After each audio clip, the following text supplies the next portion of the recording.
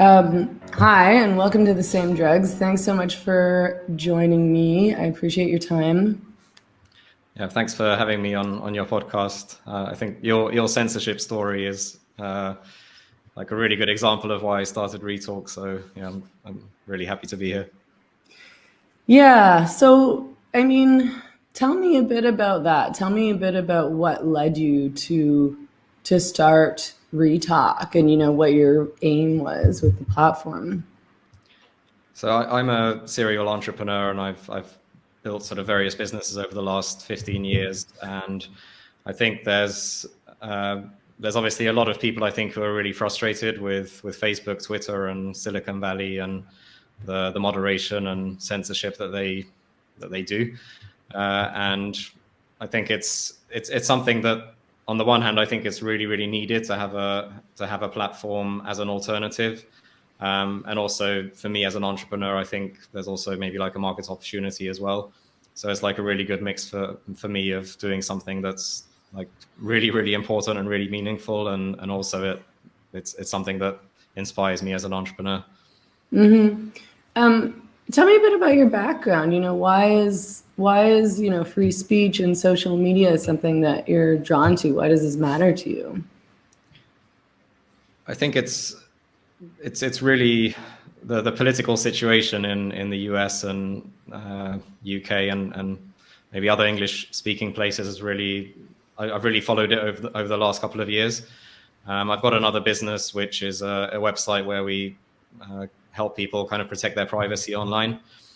So I've been involved in kind of the privacy side of things over the last 8 years, and kind of mix that in with, I think privacy and censorship are like really closely related in terms of they're like really big issues in current tech businesses, and so I guess I've been following the political situation. I've got a programming and a techie background, and I thought it's something that it's something that I can do, and I think I've got a really good shot at building a new platform. So that's what I'm doing, and we started in January. So yeah, it's been almost a year now. Were there specific incidences that sort of drove you to be like, okay, I need to contribute, I need to do something. This is not, I don't know, that you felt like the other social media platforms were failing at, perhaps?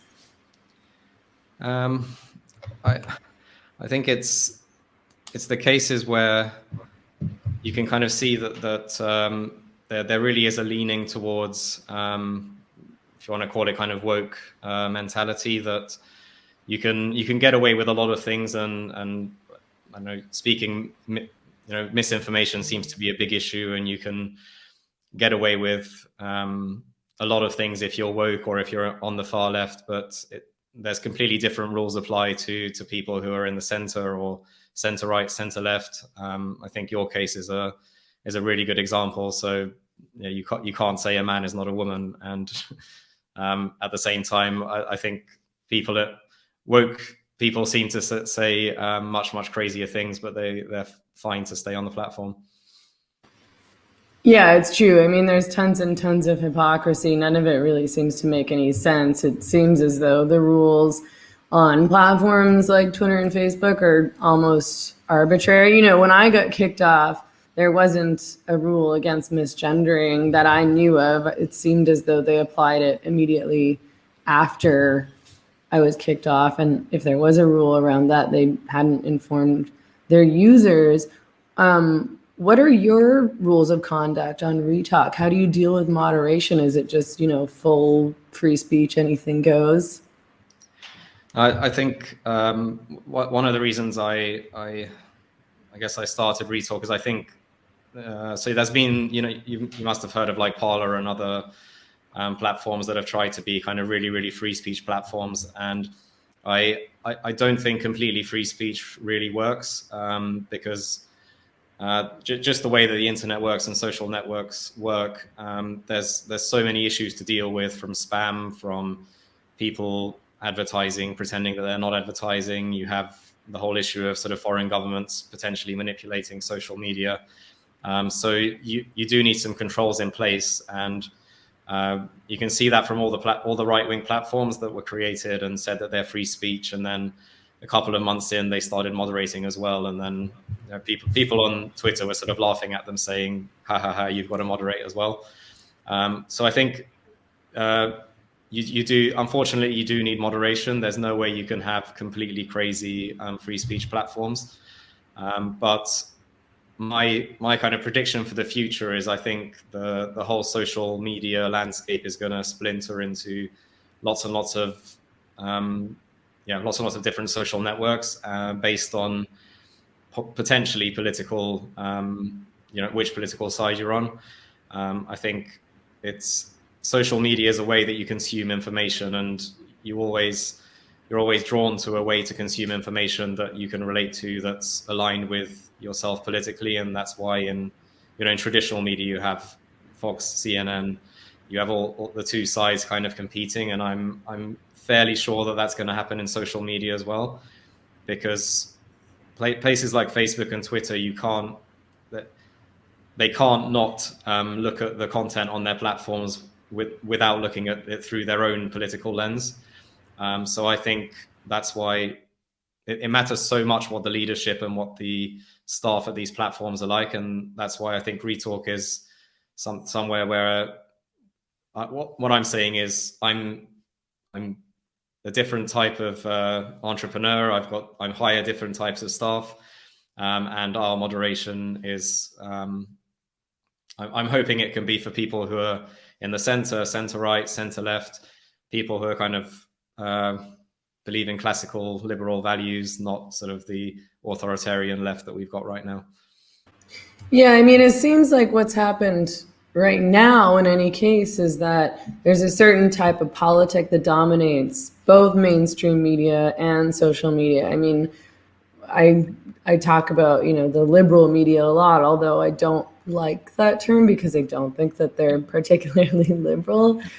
But I mean, so what you think is going to happen is that there will be more competition. I mean, we have these huge monopolies now. It really does seem like Twitter and Facebook and YouTube dominate, and that whoever runs these platforms, whoever makes decisions around moderation and what content can stay and what content can go, it's obviously extremely biased towards what I suppose you would call leftist values, although I think that's an imperfect term as well. Yeah. Do you actually think those monopolies are penetrable? I'm kind of finding out that it's quite difficult. I think so. You have these things called network effects, where it just means that if everyone's on Twitter, then you kind of have to be on Twitter as well. And I think one of the core, I guess, values or core, something that Silicon Valley does really, really well is go after these network effects. And that's why they've built these really huge and successful businesses, because network effects are really, really, really keep you on platforms, and they make it really hard to break these monopolies. But I think you can see a slow move away, and you can see that more and more people are more and more frustrated with these platforms. And what's even, I didn't think this would happen, but it's like the actual censorship side is getting even worse as well. So, at first it was all about trans rights, and now then you had the whole COVID thing, and then it was about vaccines, and then now you're starting to see these really weird things where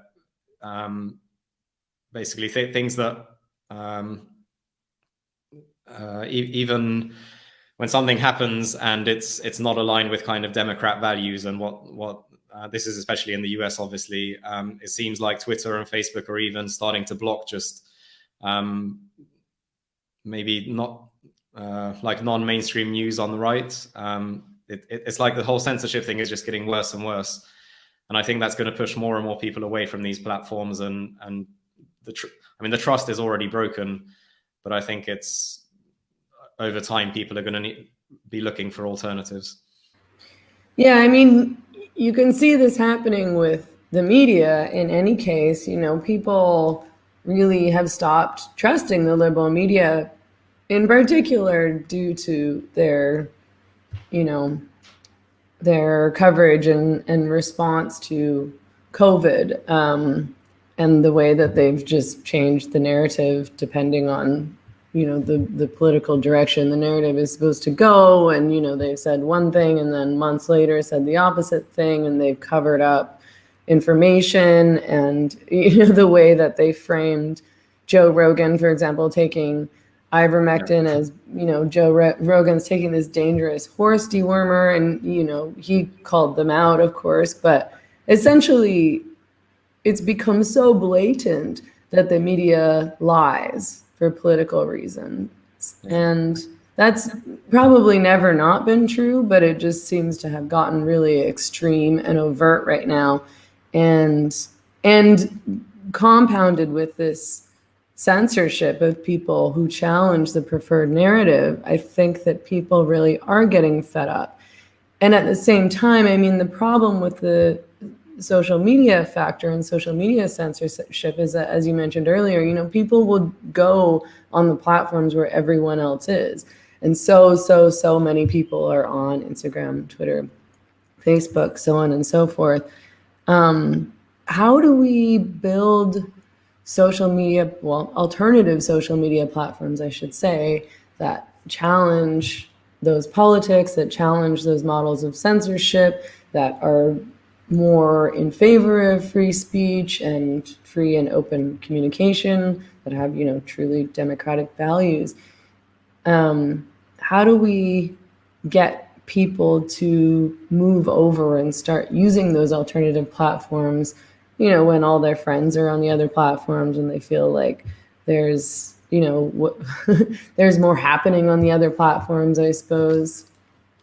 So I think something that's really interesting is people tend to think of social media as a bit of like a zero-sum game, that, if someone's on Facebook, then that's it. Or if someone's using Instagram, that's what they're going to use. And like TikTok's a really good example that, this new platform's just come out of nowhere, and because it's got really, really good content, it's been able to build an audience.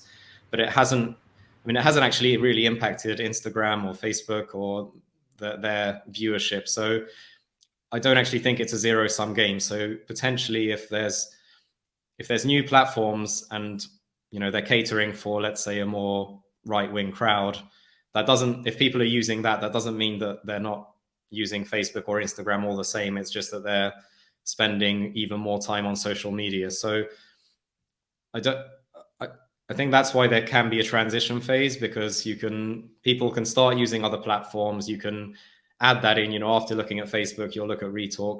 And then eventually, hopefully, if ReTalk is good enough, you can eventually forget about Facebook. Or if the censorship is too much, then you can forget about Facebook. But I think the biggest restriction to social media is your time and the time that you spend on these platforms.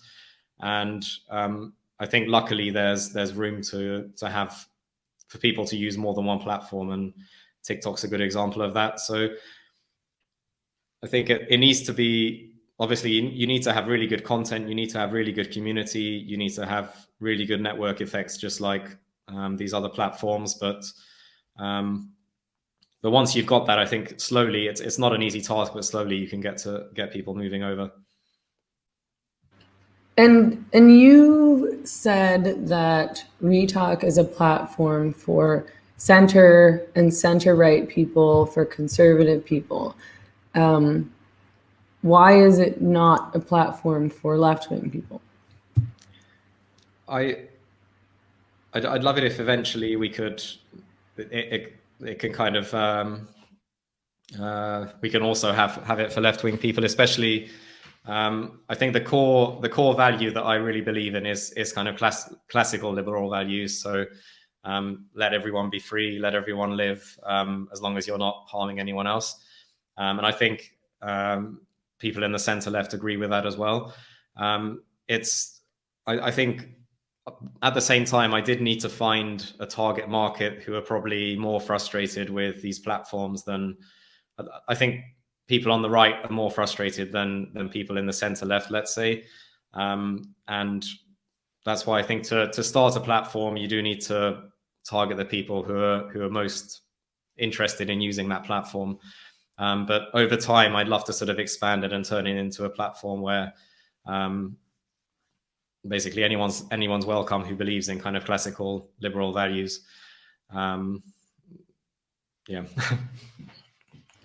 Yeah, and I mean, do you think that what's going on right now in terms of this kind of censorship and silencing and, presenting a bias as though, the majority believes blank, the majority believes, for example, that men can become women, which is, manipulated by the algorithm, manipulated and framed intentionally by these corporations.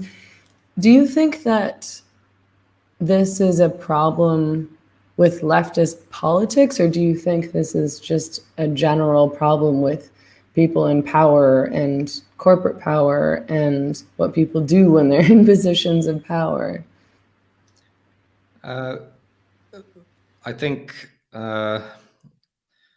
something I've been thinking about is it's when Silicon Valley was 20 or 30 years ago when it was founded. I mean, Silicon Valley was supposed to be, or it was really, really libertarian. It was about freedom and about changing the world, but somehow that's changed over the last 5 or 10 years, and it's almost like they've done a complete 180. I think maybe something that's happened is that a lot of people in Silicon Valley are kind of geeks, and they're techies, and they're even the investors, and they built these amazing platforms which billions of people use, which is massive, which means massive power, obviously. And I don't think these geeks were kind of prepared they really thought through that when you build something so powerful, people are going to want to manipulate that and use that.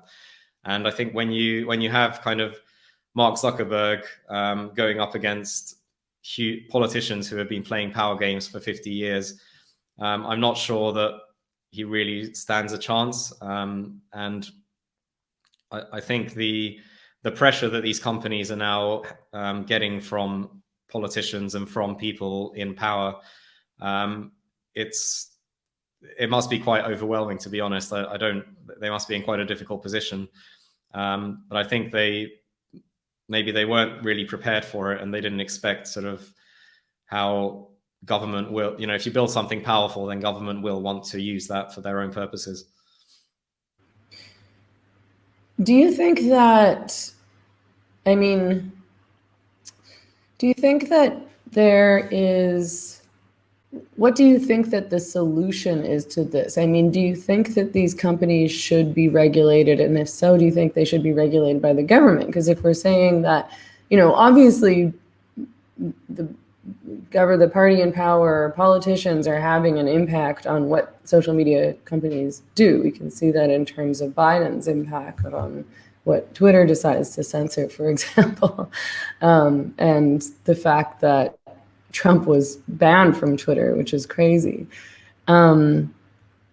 So, I mean, on one hand, I sort of think that a solution might be government regulation, because then these companies can't just do what they want arbitrarily, and they'll have to be held accountable. And I do think that they do need to be held accountable for what they do, because they have such a massive impact on people's lives and on access to information and on democracy and on politics and so much more, on facts and science.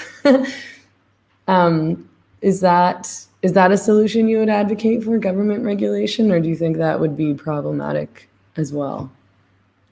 I think you might be, that might be even riskier than kind of leaving it up to the market. I think because then you're allowing people who are just in power and who are politicians to control these platforms even more.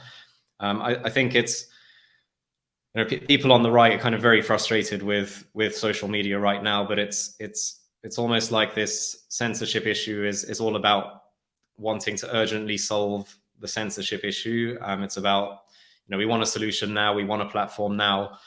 But I think if there's a need for something like a platform which is more free speech or it's more for your political views, eventually the market will take care of it. Eventually there will be a platform like that, but unfortunately it takes time.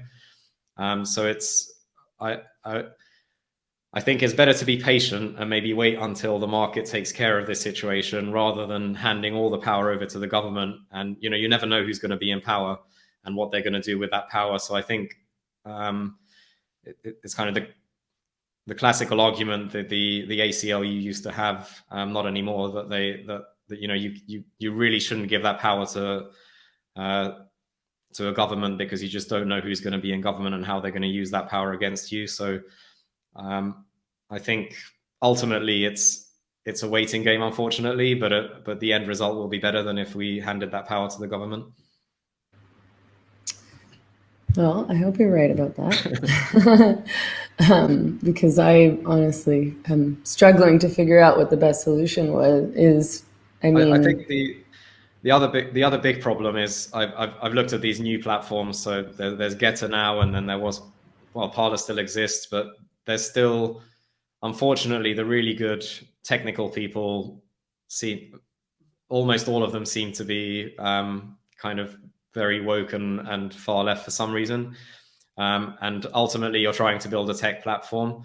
And I do think this is definitely a problem that somehow people who don't agree with the Silicon Valley mentality on the other hand, don't seem to be that good at technology either. So you really, but I do have faith in the market that eventually, if there is a need, then something will be created. And maybe it's just that Parler and ReTalk and all the new platforms that are coming along just need to get that technical knowledge to match the technology that Silicon Valley has. Yeah, I mean, I found, unfortunately, Parler was a bit clunky and janky. Like a lot of these new platforms, the ones that I've tried that try to emulate Twitter, especially, I found more difficult to use, and so people will just get frustrated and not use them. And I suppose in part that's probably a money problem. Is that true? Like they just don't have as much money as Twitter does to put into creating a smoother, easier to use platform. I don't think so, because I think these new platforms did get a lot of financing from kind of rich people on the right. I know Parler was I can't remember who, but I think it's a fairly prominent Republican billionaire was supporting them. So I think it's more the actual technical knowledge that was missing. And I think that for ReTalk, that could be one of the advantages, is that I have been building tech businesses for 15 years. So I hope that I can use that knowledge to build a decent platform, which does have good UX and a good foundation, I guess. So what kinds of things are people talking about on ReTalk that they're not talking about elsewhere? There's definitely a lot of people who are frustrated with Biden and they're letting off steam. So there's a lot of that happening. I'm trying to. So there's a lot of political content, and I'm definitely trying to create a community where we're talking about a lot more than just politics.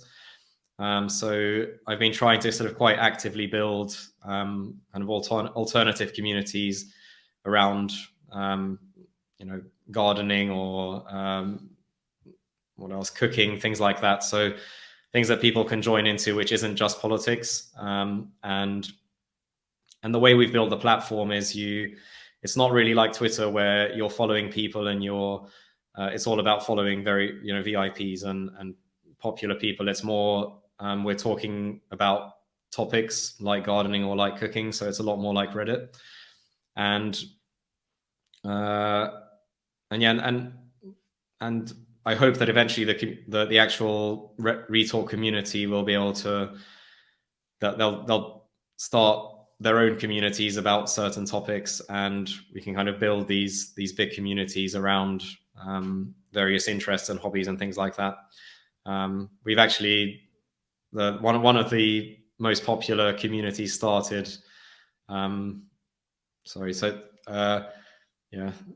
we call these topics and hobbies community. So the biggest community that was started by the community was actually about alcoholic beverages. So it's really funny how one of our most popular topics is sort of discussing your favorite cocktails and favorite drinks and things like that.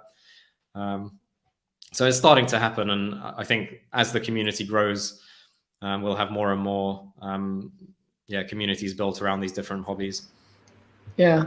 Well, I'm definitely very grateful to people who are trying to start these alternative platforms because, of course, I'm extremely frustrated by these big tech monopolies, the big tech censorship that's going on. I mean, it's hard.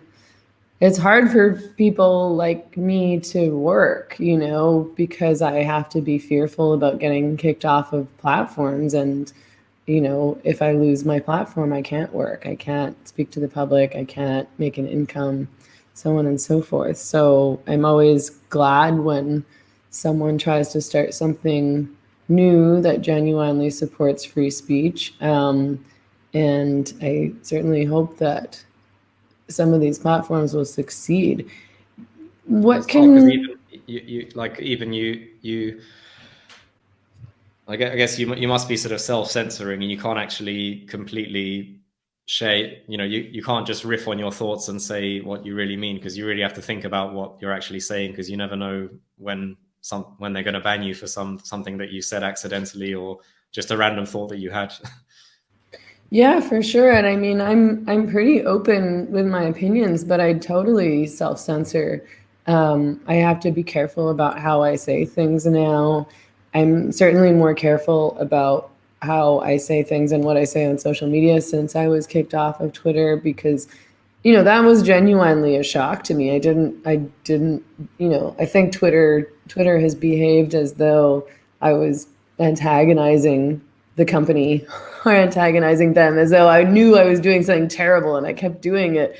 But that wasn't the case. I didn't think I was doing anything particularly wrong or controversial. I certainly didn't think I was breaking any rules. So and it's so weird how even after, I've heard about the full story and all the stuff that guy did later on, and I can't believe that even with the new information about him going into that salon and everything, it's still like surely you can see how crazy that is, and how I guess you were right, but they still, you're still banned for life. yeah, I mean, they've been incredibly stubborn about the whole situation because, of course, it makes no sense to ban somebody for saying that men aren't women. And considering what this guy did and who he is, it's even more shocking that they would maintain the ban. But there you have it. I mean, it really seems kind of childish to me, to be honest. But I guess I wonder what, I do have a platform. So at least I suppose, in some ways it's more dangerous for me because, like I said, if I lose my platform, I can't work, I can't make an income. But at the same time, when I did lose that platform, at least I had access to media so I could speak about it and I was able to challenge it. And, people came out in support of me and against Twitter's decision. But there's also millions of regular people who, if they're banned from a platform, there's really not anything they can do about it. There's nobody to tell. Nobody cares. Or like most people, even people responded to me saying like, "Oh, you're banned from Twitter." Like, who cares? It's just Twitter. It's not real. What can regular people do to challenge this kind of censorship? Actually, there's almost every day there's new posts on Facebook on a ReTalk about Facebook and how like Facebook's becoming super aggressive in just even moderating the way that people speak. So you can't even insult your friends anymore. Not even jokingly. Like they're really, it's amazing some of the content I see on ReTalk and people saying what kind of stuff they got banned for, and it's almost like these companies are trying to create this utopian place where everyone's nice, but life isn't nice, and people have arguments and people disagree. I don't think you can. Yeah, it's really weird how they try and force people into being nice, but you can't really do that. But yeah, to answer your question, I think people really need to be open to trying out new platforms, because it seems really hard because all your friends are on Facebook and all your followers are on Twitter, but every single person can make a small step towards improving the situation by using a different platform. So you need, and in the end, those add up if enough people do it. And if I hope if enough people are frustrated, then people are going to start moving over. But the individual in this does matter, because you need to take the steps in your own circle to correct this situation. Yeah, for sure. And I also hope that people will start moving over. I think and I hope that as more and more people get frustrated with the situation, they will. So again, like, thanks for taking the time to talk with me, and thanks for starting this platform. I know you reached out to me early on to do an AMA, which I really appreciated, and that was really fun. And yeah, like I said, I'm grateful to people who are challenging these monopolies, because they genuinely scare me. I it's not just a game. It's not just like, oh, it's online, who cares? Because now online is everything. It's so central to people's lives. People are working online. People are communicating online. Obviously, they're getting all their information online. It's not nothing.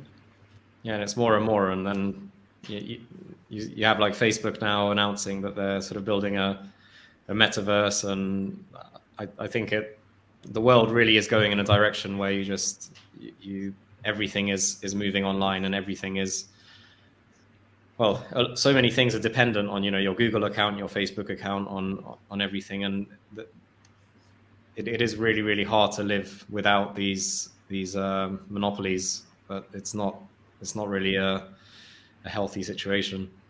Yeah. Okay. Well, let everyone know how they can come and join ReTalk and start having less censored conversation. Yeah. You can search on an app store or the Play Store. You can search for ReTalk, or go to the website retalk.com, and you can have a look at it there. Okay, sounds great. Thanks again for talking with me. Thanks for having me on. Take care. Bye-bye.